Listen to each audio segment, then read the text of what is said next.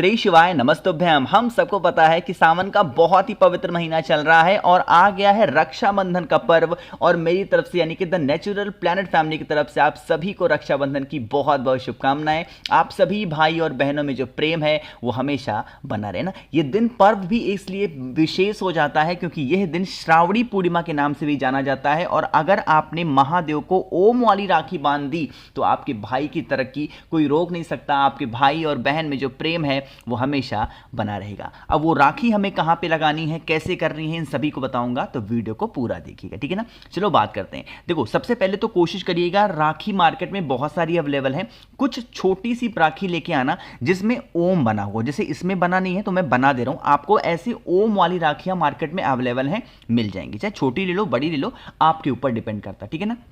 ले लेना। लेने के बाद में हमें जरूरत होगी इस तरीके से शहद की। क्या लेना है? शहद लेना। और शहद को लेने के बाद में एक तांबे का लोटा भी लीजिएगा, उसके अंदर जल भरिएगा। देखो, एक तो रक्षाबंधन है, ऊपर से पूर्णिमा का पर्व है, तो पूर्णिमा के दिन हमें क्या करना चाहिए? गंगा जल जरूर लेना चाहिए, इस चीज का ध्यान रखना। तो इसी जल के अंदर क्या डालोगे? गंगा जल डाल देना। गंगा जल के साथ में पहुंच जाना महादेव के शिवलिंग के पास में, फेस रखिएगा उत्तर दिशा यानी कि नॉर्थ डायरेक्शन। मैंने आप लोग को शहद दिखाई ना। जितना भी शहद आपने ले रखा है, 1 चम्मच 2 चम्मच 1 कटोरी जितना भी, उसे 5 बार में महादेव के शिवलिंग के ऊपर गिराओ। कितनी बार में गिराना है? 5 बार में महादेव के शिवलिंग के ऊपर आपको गिराना होगा उस शहद को। गिराने के बाद में अपने हाथों से अच्छे तरीके से महादेव के शिवलिंग का क्या करोगे? लेपन करना, जितना अच्छे से कर सकते हो, ठीक है ना। लेपन करने के बाद में मैंने आपको बताया है एक तांबे के लोटे में जल है ना, उस जल को महादेव के शिवलिंग के ऊपर श्री शिवाय नमस्तुभ्यम का जप करते हुए समर्पित करना। अब जो बताने जा रहा हूं, मेरी बात बहुत ध्यान से सुनिएगा। आपके पास में एक रक्षाबंधन है, एक राखी है जिस पर ओम बना हुआ है, और ओम महादेव को बहुत प्रिय है। पता है आपको क्या करना है? उस रक्षाबंधन को, जो राखी आपने ले रखी है, उसे महादेव के शिवलिंग पे अगर बांध सकते हो तब तो बहुत अच्छी बात है। बट धागा छोटा होता, नहीं बांध सकते हो तो वहीं पे रख करके, और वहां पे छोड़ मत देना, रख करके वहां से रख करके उनको टच करा के, और यहां पे नीचे कहीं पे भी आप आसपास महादेव के शिवलिंग के पास में या फिर मंदिर में उसको रख देना। जब आप उस रक्षाबंधन को समर्पित करोगे तो महादेव से यह विनती करेंगे, हे शिव शंभु भोलेनाथ, हम आपकी बहन हैं और यह रक्षाबंधन हम आपको बांध रहे हैं, हम आपको समर्पित कर रहे हैं, हम आपकी बेटी हैं, हम यह रक्षाबंधन आपको समर्पित कर रहे हैं। अब आपका यह दायित्व बनता है, आपका ये जो भी आप कह सकते हो, आपका दायित्व बनता है, आपको हमारी रक्षा करनी होगी, और साथ ही साथ हमारे पूरे परिवार की, हमारे भाइयों की, बहनों की, माँ बाप सभी की रक्षा आपको करनी है। इसीलिए यह रक्षाबंधन, यह रक्षा सूत्र हम आपको समर्पित कर रहे हैं। इस प्रकार से समर्पित करके और फिर आप अपने घर की तरफ चले जाना।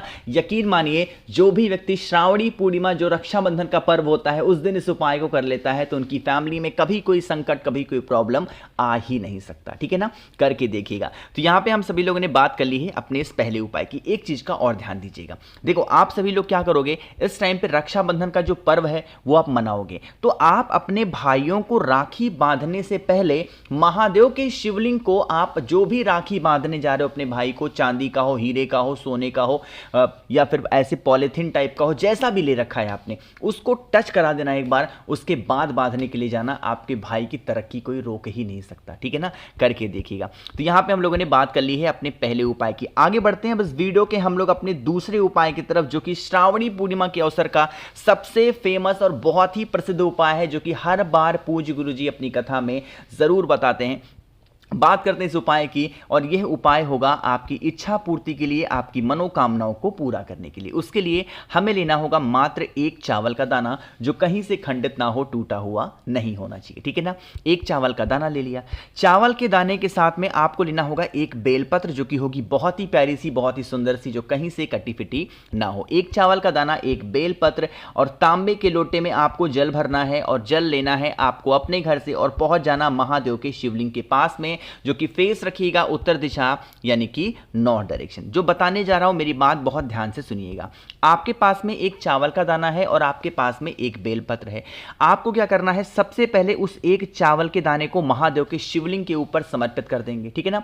चावल का दाना समर्पित करने के बाद में इसी चावल के दाने के ऊपर जो एक बेलपत्र आपने रखी है, उस बेलपत्र को समर्पित करना। जब बेलपत्र को समर्पित कर रहे हो चावल के दाने के ऊपर, तो डंडी रखना माता अशोक सुंदरी की तरफ, और पत्ती का पोर्शन अपनी तरफ रखना।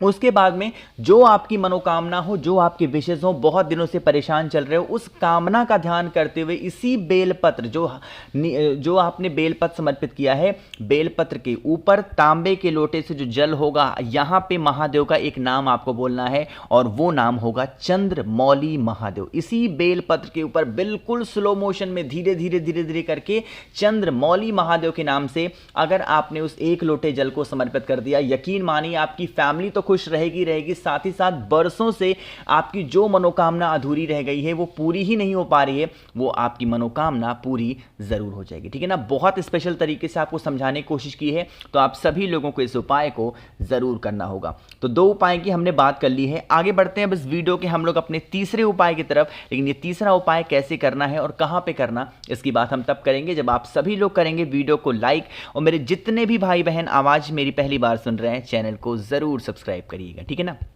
चलो बात करते हैं इस उपाय की। स्क्रीन पे आप सभी को चावल का दाना दिख रहा है ना। आपको क्या करना है, लेने होंगे 7 चावल के दाने, जो कहीं से खंडित ना हो, टूटे हुए ना हो। सिर्फ कितने लोगे, 7 चावल का दाना लेना। चावल के दाने के साथ में जो सबसे जरूरी चीज है वो आपको लेनी है पीला चंदन। जरूरी नहीं है कि अष्टगंध मैंने दिखा रखा है आपको तो आपको अष्टगंध ही लेना है, नहीं, आप कोई सा भी पीला चंदन ले लो। साथ ही साथ आपको बेलपत्र भी लेनी है। कितनी बेलपत्र लोगे, सिर्फ और सिर्फ 1 बेलपत्र लेंगे। देखो यहीं पे बताने जा रहा हूं, बहुत ध्यान से सुनिएगा।